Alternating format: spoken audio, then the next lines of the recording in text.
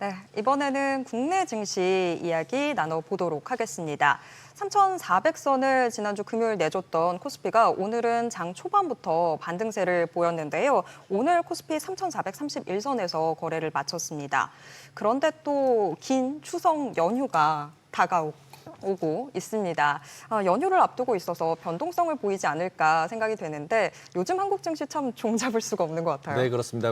연휴 전에 뭐 포지션을 좀 정리하고 가야 된다는 얘기가 굉장히 많고 그 사이에도 저희가 이제 뭐 상법 개정안, 미국하고 환율 협상 등 너무 이슈들이 많은 상황이어서 그 변수를 알아봐야 될 것 같습니다. 네, 금리, 환율, 정책, 수급이 엇갈리고 있는 상황에서 하반기 포트폴리오 전략은 어떻게 세워야 할지 오늘 집중적으로 짚어보겠습니다. 홍춘욱 프리즘 투자자문 대표님 모시고 자세한 이야기 나눠보겠습니다. 안녕하세요. 네, 안녕하세요. 네. 이미 오프닝에서 이야기를 했다시피 지금 긴 연휴가 다가오고 있는 상황인데 보통 연휴 전에 좀 약세, 눈치를 보다가 연휴가 끝나고 나면 시장이 좀 오름세 보이지 않습니까? 이번에도 또 그럴까요? 일단 뭐 2008년 한 해 빼고는 그랬습니다. 통계적으로 계속. 이게 이제 보통 이제 여름부터 시작해서 9월까지가 좀 올해는 좀 달랐는데 굉장히 네. 약세장이잖아요. 그 약세장이 나오고 그다음에 이제 10월에 바닥 찍고 올라가는 그런 흐름들이 계속 사실 2008년 한 해 빼고는 반복됐었고 가장 대표적인 시기가 2011년 8월에 주가 폭락, 또 작년 2024년 8월에 주가 폭락 이후에 우리 추석 세고 쫙 올랐던 그런 기억들이 많죠. 네. 그러다 보니까 일단 뭐 긍정적이다 볼 수 있겠고 이제 우리가 하나 더 좀 염두에 두셔야 될 것은 결국 10월 달은 그 실적 시즌이거든요. 그렇죠. 네, 그걸 다들 좀 너무 간과하시는 것 같다. 그래서 저는 일단 뭐 그림으로 혹시 준비가 됐는지 모르겠는데요. 일단 우리나라는 그 환율이 기업 실적을 좌우하는 가장 결정적 요인입니다. 왜 그러냐면 이제 수출 기업들이 이 시가총액 비중이 너무 커요. 삼성전자, SK하이닉스, LG에너지솔루션으로 이어지는 그 트리오들이 너무너무 많기 때문에 그 그림에 나와 있는 것처럼 파란 선이 우리나라 기업 이익인데요. 주당 이익입니다.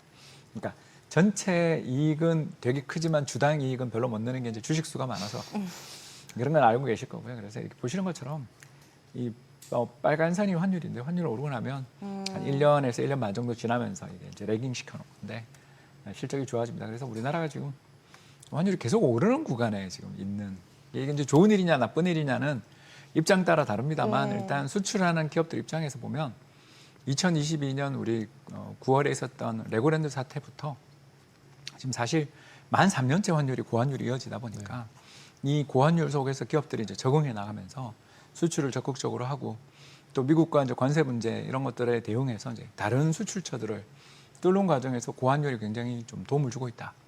따라서 3분기 실적이 그렇게 나쁠 거라고 보기는 좀 어렵지 않나 생각하고 있습니다. 아까 배센트 장관이랑 얘기 나오면서도 환율 조작국은 우리는 아닌 것 같다. 실제로 우리는 약세가 되면 무조건 솔직히 수출 업체가 많으니까 국가 전체로는 더 좋은 거 아닌가요? 맞는데 이제 지금은 안 좋죠. 지금 분위기가 이제 안 좋아진 건데 미국의 입장에서 보면 얘네들 수출하는데 무역 수지가 더 나빠지겠는데 이래서 또 이제 그렇죠. 너네 환율 조작국이야, 니네 막 이러면 그러면서 환율을 어떻게 하죠? 내려뜨리면 이제 당연히 이제 우리나라 수출 기업들 입장에서 뭐 미래 전망 이런 것들이 나빠질 수 있지만 문제가 이제 우리나라 지금 환율이 상승한 게 뭐 정부가 개입해서 그런 게 아니라 사실 국내 투자자들이 다 해외 나가서 생긴 일이잖아요. 이게 혹시 그림 표가 좀 하나 제가 준비했는데 이 자산운용사 쪽, 지금 마우스가 이렇게 움직이고 있는 이 자산운용사를 보면 한 분기에 274억 불이 나갔다. 이게 이제 다 그 ETF로 이렇게 나가는 거잖아요. 그쵸. 우리나라 ETF가 지금 자금이 엄청나게 높아지는 가운데 그 ETF의 상당수가 해외 ETF니까 결국 이제 NAV가 늘면 늘수록 해외 주식을 사야 되는. 그래서 총체적으로 보더라도 지난 분기 100억 불 그리고 2분기에는 무려 347억 불. 그러니까 우리 개인 자금이 지금 2,100억 불 해외 주식을 들고 있잖아요. 지난주 기준인데.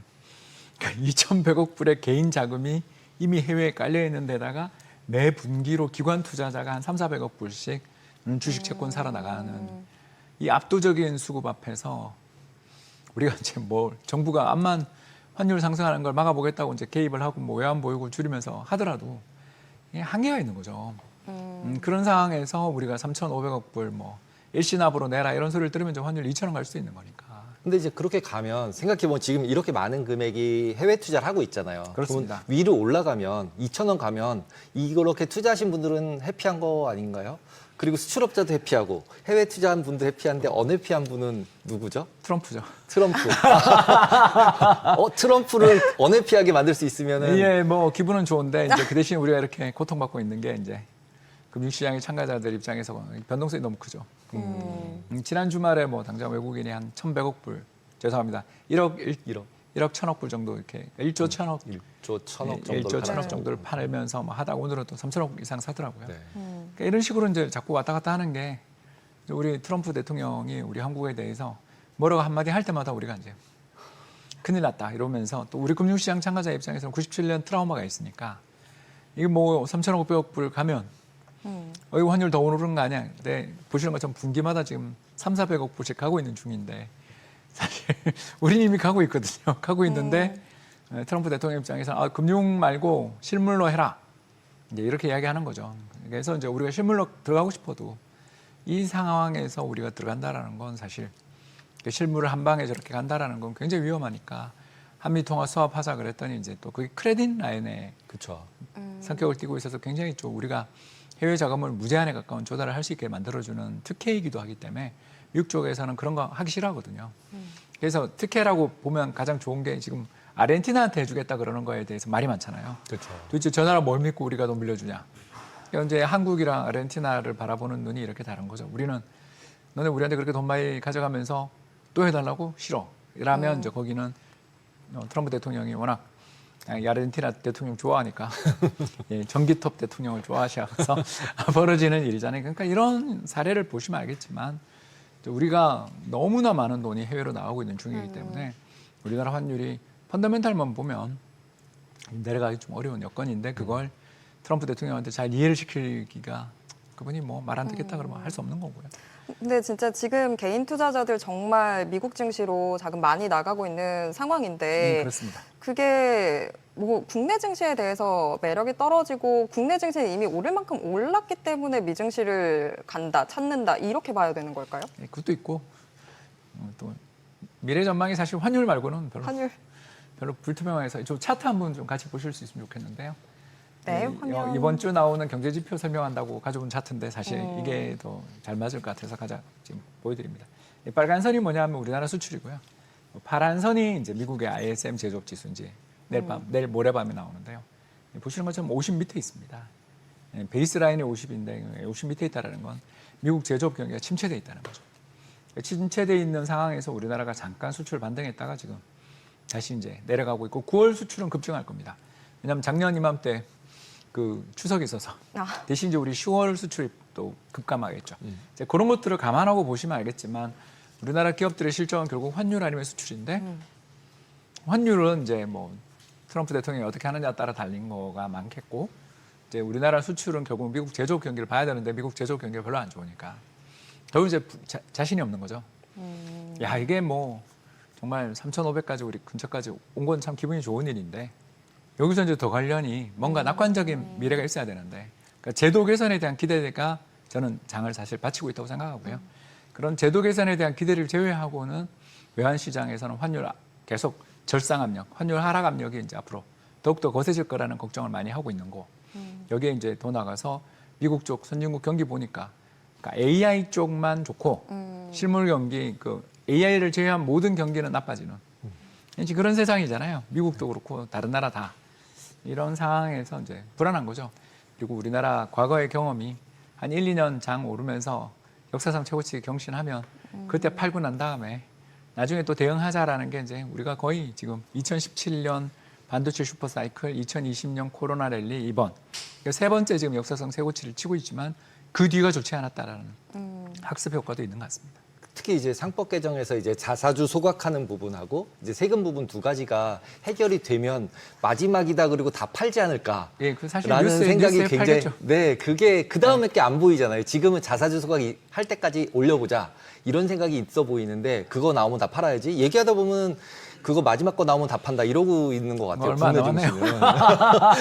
증시는. 이제 그 마음은 저는 정말 이해하는 게 우리가 사실 그렇게 제도 개선한다 그래 놓고 잘 안 된 경우가 너무 많고 또 그게 장기적으로 쭉 지속돼야 되는데 죄송합니다만 이제 정부 바뀔 때마다 가장 대표적인 게 2017년 배당소득 환류세제 폐지됐던 것부터 또 우리 문재인 정부 때 코스피 200뿐만 아니라 코스닥 100까지 해서 KRX 300 지수 만들겠다 그러면서 코스닥 붐업 했는데 그 뒤에 안 좋았던 거. 네, 안 좋았죠. 그리고 윤석열 정부 또 밸류업 프로그램 잘 안 됐던 거 이렇게 너무 우리가 이제 신뢰의 상실을 겪은 나라라서 신뢰의 상실을 겪은 나라에서 정부가 뭐 해준다 그러면 좋은데 저게 이제 뉴스에 다 반영되면 나는 판다. 그죠. 네, 이러면서 아까 보여드린 것처럼 기관 투자자가 한 300억 불씩 나가고 있는 중인데 개인은 더 나가잖아요.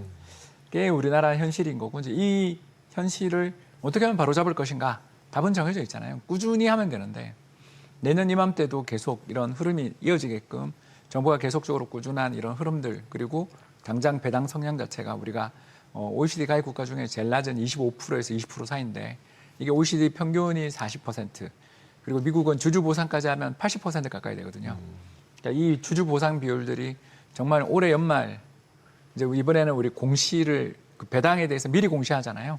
그런 흐름들까지 잘 나온다면 또 시장이 2차 랠리를 가져갈 수도 있는 잠재력은 있다. 그런데 제가 봐도 우리나라 기업들이 잘 안 움직일 것 같다. 저는 일단 좀 삐딱하니까. 근데 그렇게 보기 때문에 국내 개인 투자가들도 미국 주식을 더 선호해서 사고 있는 게 아닌가. 그러면은 실제로 97년도, 98년도 환율 급등했을 땐 IMF 때잖아요. 그때는 우리가 달러가 없어서 그랬던 거고 지금은 달러가 없지도 않은데 올라가는 거니까 그때랑 완전 다르니까. 완전히 다르죠. 우리는 네. 지금 1조 1천억 불 정도의 대외 순자산을 가지고 있는 채권 국가라서 그렇죠. 이제 꼬마 환율 빌딩 올라가면 정도는 된다고 이제. 꼬마 빌딩보다는 좀 더 되고 이제 테헤란로 빌딩은 안 되고요. 여의도 빌딩은 될 것 같습니다. 아무튼 이 정도로 돈 많이 가지고 있는 나라가 전 세계 10나라가 안 되거든요. 그만큼 우리가 이제 돈이 많은데 이제 왜 저희가 이제 맨날 미국이 답이고 미국이 살 길이다라고 외치는 사람들을 보면서 이제 포트폴리오를 갖고 있는 사람 입장에서 불안한 게 저렇게 모든 사람이 동의하고 갈 때가 제일 무서우니까. 그래서 이제 그 추석 전에 사람들이 뭐 다 미국이 답이고 달러 들고 있으면 된다라고 이야기하시는 분들한테 이제 제가 맨날 하는 이야기가 저렇게 모든 사람이 합의하고 모든 사람이 돈이 다 갈 때가 항상 버블 아니냐. 꼭지다. 그러니까 그런 거에 대한 걱정들을 좀 해야 돼서 그래서 저는 이제 그렇게 달러를 사러 가신 분들한테 굳이 한 말씀 좀 더 드리고 싶은 게 금도 같이 사라. 왜 그러냐면 지난 30년 동안 미국의 나스닥 약세장이 한 4번 왔거든요. 그러니까 이제 일시적인 25% 하락이 아닌 좀 길게 좀 빠졌던 장이 한 4번 있었는 게 2000년 IT 버블 붕괴, 2008년 글로벌 금융위기, 2018년 크리스마스 대폭락, 그리고 2022년 우크라이나 전쟁 이렇게 4번인데 되게 자주 있죠. 근데 이제 그때마다 그 베어마켓 들어갈 때 금을 딱 사면 1년 YTD 수익률이 한 30% 나더라고요. 지금 벌써 한 30%, 40% 그건 이제 정도 올해 되잖아요. 연초부터 올해만 그런 거고 이제 여기서 또 조정을 받으면 금도 잠깐 조정받고 또 오르거든요. 네. 왜 그러냐면 사람들이 이제 종이 지폐로 가격 환산하는 게 저게 무슨 의미가 있냐. 나는 실물이 좋아. 이러면서 이제 달려가는 것들을 하도 많이 봐서 그런 거죠. 그렇기 때문에 저는 뭐 미국장 굉장히 낙관하고 특히 AI 붐이라는 혁명적 변화가 우리 눈앞에 왔기 때문에 그걸 뭐 부인할 마음은 없는데 시장이라는 게 너무 가파르게 올라가면 잔뿌리에 걸려도 그냥 크게 다치잖아요.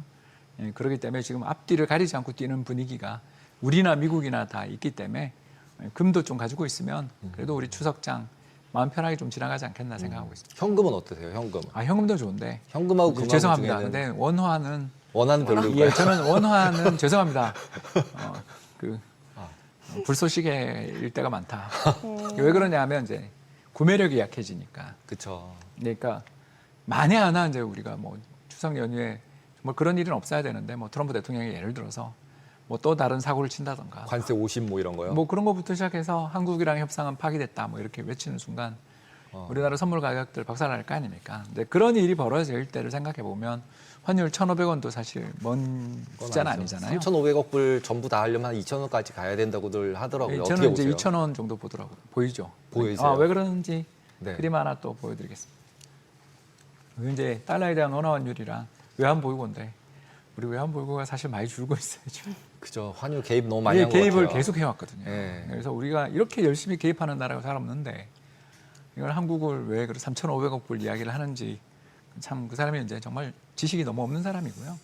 일단 그 차트를 보시면 알겠지만 레고랜드 때부터 엄청나게 개입하고 있거든요. 우리가 연 1,000억 불 이상 그 경상 흑자가 나는 나라인데 이렇게 개입을 하면서 외환 보유고를 계속 쓰고 있는 중입니다. 그래서 지금 4,000억 불도 깨질까 말까 하는 중인데 여기서 이제 환율이 다시 이렇게 튀면 또 개입을 해야 되는데 그 개입할 돈도 없는 상황이 빚어지면 사실 뭐 환율이라는 게 한번 고점 뚫리면 얼마 전에 우리 1,500원 근처까지 갔었으니까 이거 레벨에서 이 레벨 역사적인 레벨을 뚫리고 나면 사실 한 200원, 300원 오르는 건 일도 아니거든요. 우리 레고랜드 때 봤잖아요. 그렇죠. 그렇기 때문에 트럼프 대통령이 이렇게 해서 환율이 뜨면 우리나라 수출 기업들이 또 경쟁력이 개선돼서 무역자가 더 나면서 나겠죠. 미국에 뭐 암만 관세가 있다 하더라도 아까 코스트코 이야기 나왔지만 코스트코에 전부 한국산 제품으로 다 채워지는 날이 올 텐데 네. 그걸 뒷감당이 가능하냐라는 트럼프가 뭐라 그럴까 봐 그런 거죠. 우리가 그런 이야기를 좀 해야 되는데 못하죠. 네. 네, 그게 이제 우리나라의 역량이고 또 우리 또 얼마 전에 너무 축포를 빨리 쏘았던 것도 있고 그래서 그 쉬는 중에 정말 그런 일은 없어야 되겠지만 저는 뭐 구 부총리께서 그런 말씀하신 거 보면 잘 됐을 거라고 생각은 하지만 만에 하나 그런 리스크를 정말 걱정하는 분이 있다면 팔고 떠나는 것보다는 차라리 포트폴리오를 조금 다변화하는 쪽으로 가는 게 낫지 않냐 생각하는 거죠. 다변화라면 금하고 또 다른 어떤 걸 중국 주식 좋아합니다. 중국 주식. 왜 그러냐면 지금 중국이 사실 이번엔 BYD 그 워렌 버핏이 파는 거 또 보시는 것처럼 정말 그 전광리 밀어붙이다가 지금 요새 고생을 엄청 하고 있잖아요. 이제 그러면서 이제 결국은 그 전광리 신성장 산업, 신생산력 같은 이상한 소리들을 이제 집어치운 것 같아요. 거기도 정말 고집이 엄청 세더군요, 그죠? 3년을 그렇게 밀어붙이다 이제 올해 대충 끝난 거 아닙니까? 그러면 그 다음에 어떡할 건데? 그리고 지방 정부들 다 파산하게 생겼는데 왜냐하면 부동산이 안 팔리니까. 이제 큰일 나는 상황에서 결국 경제 정책들에 대한 어떤 전환이 퇴임까지는 우리가 본 사람들도 있었잖아요. 제가 본 건 아닙니다만 언론에서는 계속 정권 교체까지 이야기 나올 정도로 힘든 상황이 빚어졌다면 고집을 좀 꺾지 않겠냐. 그러면 저 내수 경기 부양 말고는 그러니까 소비 중식 성장인 거죠. 외부 여건 수출이 막히면 내수를 부양하는 쪽으로 경제 정책을 방향을 돌리면 얼마든지 사실은 중국이 쓸 카드가 굉장히 많은 나라잖아요. 그러니까 기득권의 반발이 문제인 거지. 가장 대표적인 게 호구제도 이런 것만 조금만 완화해줘도 지방 부자들이 얼마나 상해나 선전 부동산 사러 가겠습니까? 결국 순식간에 부동산이 회복될 텐데 그 선택을 못하는 건 도시 지역 일선 도시의 기득권들 때문에 못하는 건데 뭐 이런 정책들 중에 아주 조금이라도 우리가 다 기대를 안 하니까 기대가 거의 제로에 수렴한 나라잖아요. 중국이요? 중국이 3년째 저러고 있는 거 보면서 다 중국에 대한 환상이 다 깨졌잖아요. 저는 그렇게 생각합니다. 우리나라에서 중국을 찬양하시는 분들이 얼마나 많았습니까? 근데 이제 그게 뭐 다 깨지고 있는 중이니까 요만큼만 해도 또 그 중국 또 팬들이 열심히 전 세계에 있는 중국 팬들이 살아가지 않겠나. 그래서 단타라도 좀 나지 않을까 생각합니다. 폭넓게 오늘 다 훑어주셨는데요. 여기까지 듣도록 하겠습니다. 고맙습니다. 감사합니다. 감사합니다.